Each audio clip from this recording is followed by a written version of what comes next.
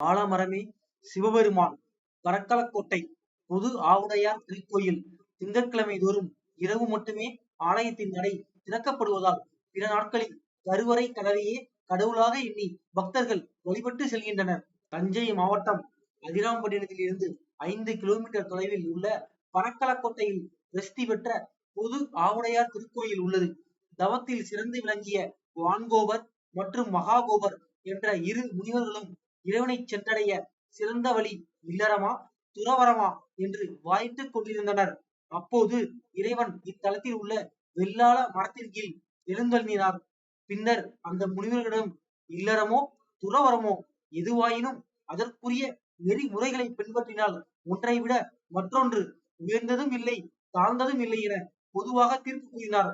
இதன் காரணமாகவே இத்தல இறைவன் பொது ஆவுடையார் என்றும் மத்தியஸ்தம் செய்ததால் இவர் மத்திய புரீஸ்வரர் என்றும் அழைக்கப்படுகிறார்.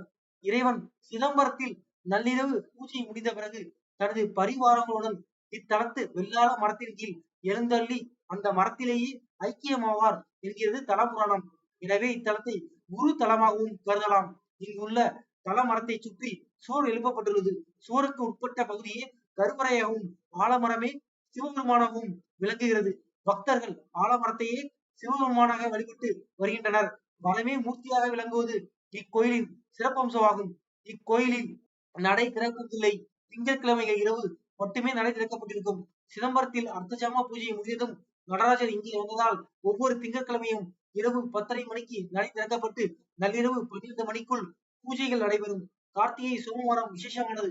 அன்று இரவு 12 மணி அளவில் நடை திறக்கப்பட்டு பூஜைகள் செய்யப்படுகின்றன.